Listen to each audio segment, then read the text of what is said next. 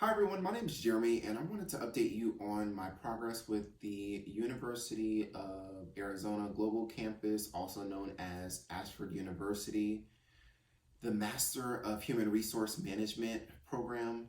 I am currently in the third class of 13.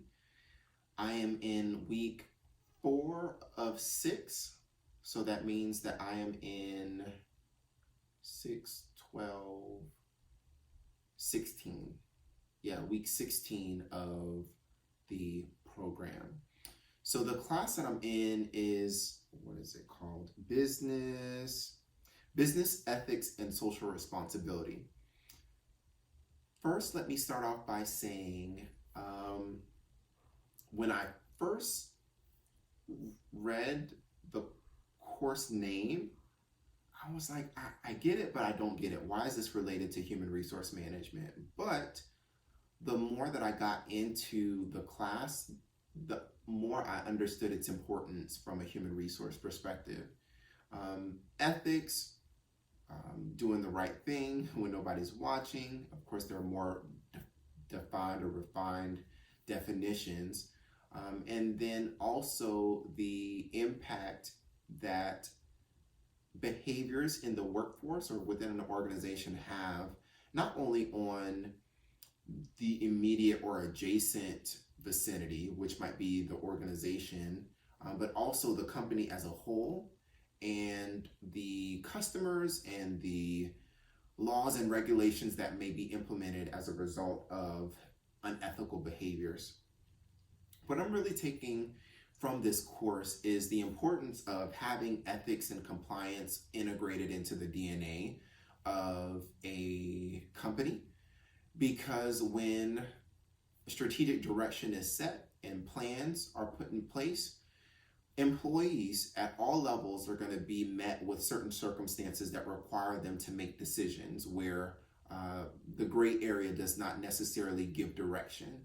And it just takes one example or one instance of not doing the right thing for it to turn into a trickle effect, and for it to have a larger impact, a negative impact on an organization.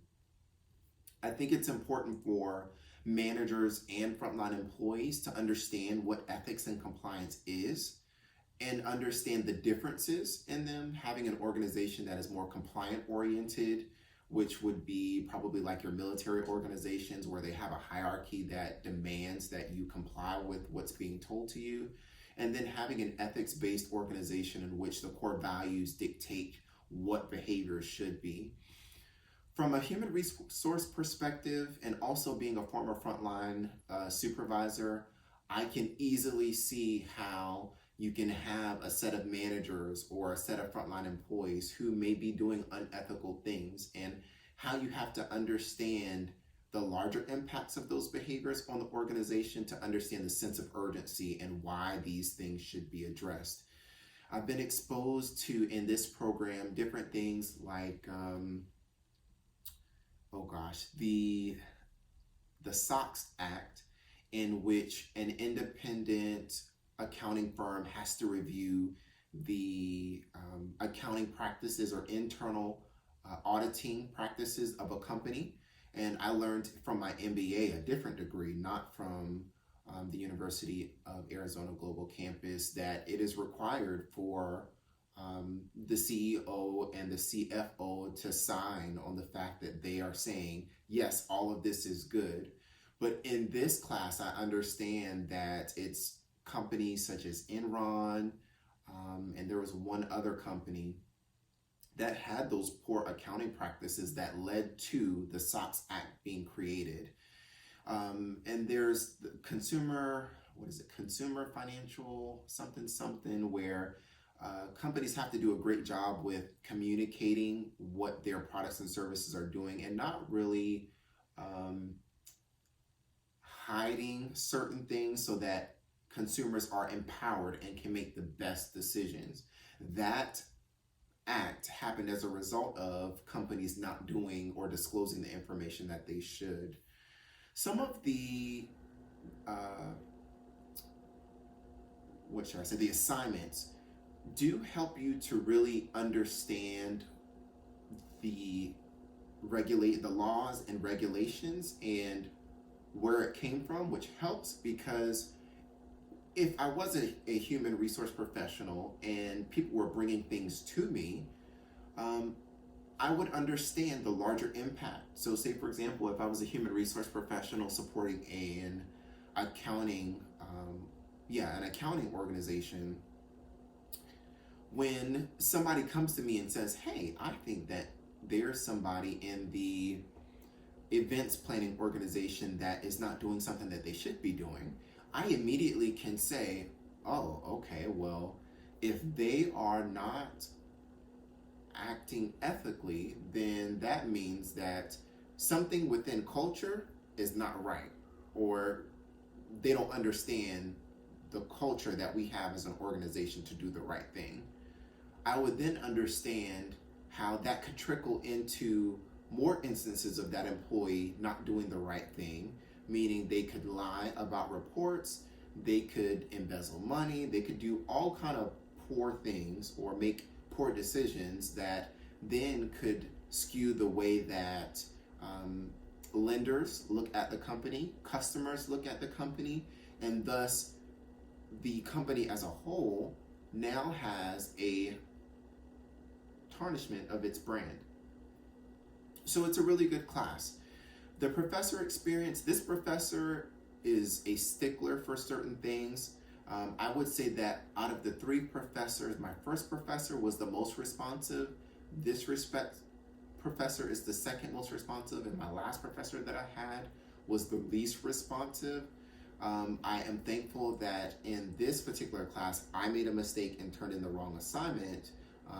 And it seems like they're going to provide me an opportunity it seems like they provided me an opportunity to resubmit the assignment, but they haven't graded it yet. So I'm not 100% certain. I would say that this particular professor is doing a good job with being involved in the discussions and then also using announcements to guide the course, which I appreciate. So yeah, so far so good. And as far as the transition from Ashford University to University of Arizona Global Campus, I have a more optimistic view of it. I see it from a business standpoint. Businesses are always looking to increase their competitive advantage, so why not partner with an institution that has been recognized for many different things? And in addition to that, I look at the alumni network and say, okay, well, from a networking perspective, that's another network that I can tap into. So I don't see anything negative about it. My experience so far has not changed as a result of the announcement. I've watched some of the Facebook lives from, I believe it was the president of former Ashford University, if I'm not mistaken, and William Sweeney, if I said his name right, which is a part, I can't remember what he's a part of, but obviously he's important enough to be on Facebook Live with the announcement. But I got good vibes from it, so I can't necessarily say that there is any negativity that I see coming as a result of it. If anything, I see University of Arizona professors and students maybe side-eyeing it, but I don't see anything negative from it. How is the program helping me? I feel that the program is helping me to become a human resource professional. It's broad so far. I believe that the classes that I'm scheduled for start to get into the particulars of human resource management, which will start to push me a little bit deeper into human resource management. But so far so good. As far as an effort perspective, could somebody who is juggling multiple things do this particular program? I believe so.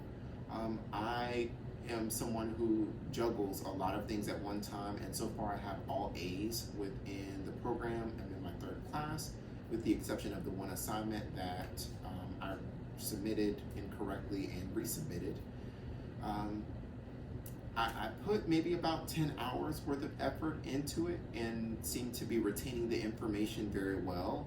One thing to point out is that I am aligned with HR being what I want to do and know exactly what I want to get out of it. So I'm fully into the program, which might be different from someone who just simply wants to get an HR degree.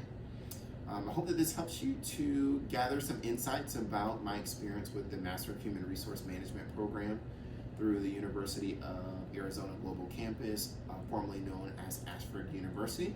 Have a great day.